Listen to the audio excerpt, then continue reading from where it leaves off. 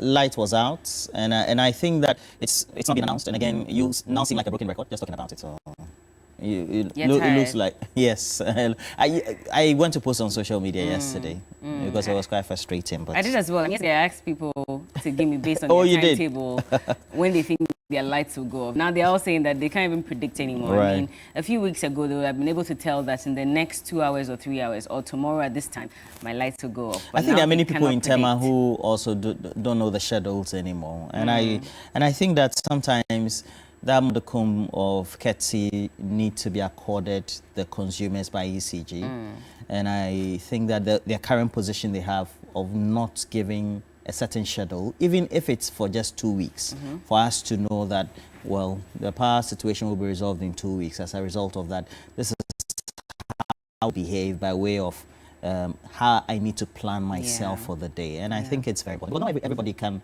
afford a plant or a generator at this time, you know. Besides, even if you can afford, the fuel is quite expensive, you know. So a lot of people may have to, you know, shut down their plants because they cannot afford fuel. There are people who are spending thousands, you know, weekly just so they can put some fuel in their plants. Yeah, there was this lady on TikTok who was complaining that I think she went to buy the plant and now has to spend 1,000 something every well. So I think that's the reality that is facing many people. I don't know why we're in a state of denial, but at the end of the day, you just have to get onto social media. The other time, I asked the question, that was 2 days ago, and Kofi Asare, Africa Education was said it would take a lot of courage for the government to make that decision that I want to give a timetable. I think that the assumption is that if you give a timetable, then it equates to what happened under the NDC or John Dramani Mahama. But the reality being faced by George did a story this morning. We can even play the story and you find that people's sentiments are really a difficult thing. They are, exactly. And then we're hearing that Gridco will be shedding about 500 megawatts every day this week as well. Exactly.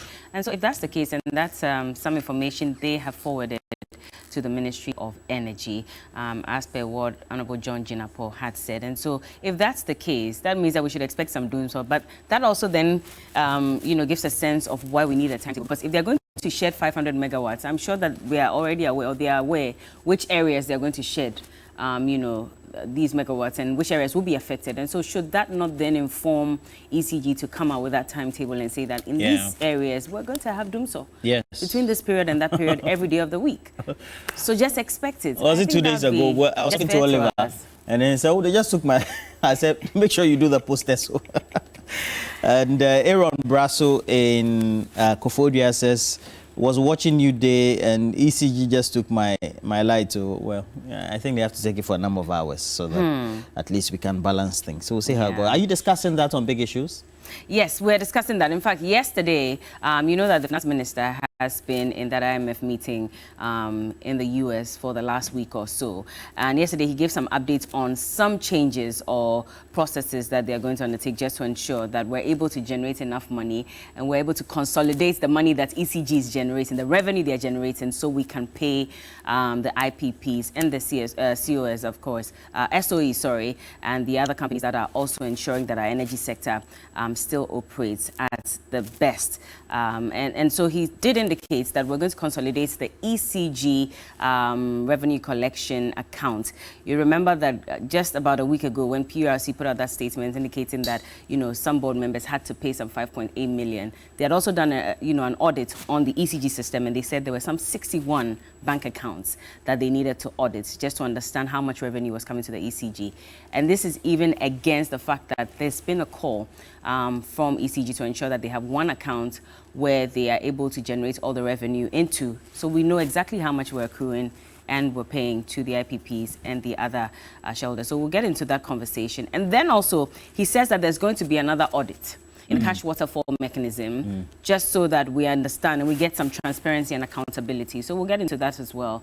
So we I think that'll be a good conversation. All of us should be interested in the issues of power, etc. But we know the reality is when you speak to the sources, they say they don't have the fuel or the gas to power the plant. So it's not as if we don't have the facilities to be able to generate. So that's a big issue. And I want to say good morning to Chief Mante of Akosombo, etc. But you can always cash out. It goes with the short code *439# benign, harsh, and with that you have to choose option 2.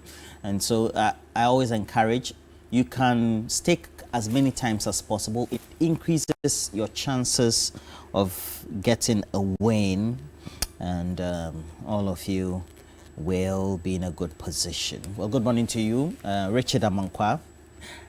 Kwashi, Mr. Kwashi, how are you? All right. So we have other related issues as well. Well, this one says, after listening to the park proceeding yesterday, I have come to one conclusion, that the YSDC was not on top of issues. Well, that's this dollar. I thought you were talking about ECG. But what are you also discussing today on the show? We have a number of issues related to education, and it's about getting fundamental skills when it comes to ICT and the current curriculum that we have. So we want to speak to those in civil society, those who tend to do a lot of the teaching as well, and then outside the curriculum, not in school, those who tend to impart the skills. Because for many of the times you find that when it comes to ICT or things related to whether it's computers, etc., the curriculum that is being rolled out in school is not up to date. So sometimes you find that children are very conversant with computer literacy, and their current knowledge when it comes to what they've acquired at home, whether through the interactive pieces they have with their computers at home, seem to be far ahead than what they are being taught in school. And so it means that the applications are quite old, and that's what being taught in school, etc. So we want to marry the two and see how we can get up to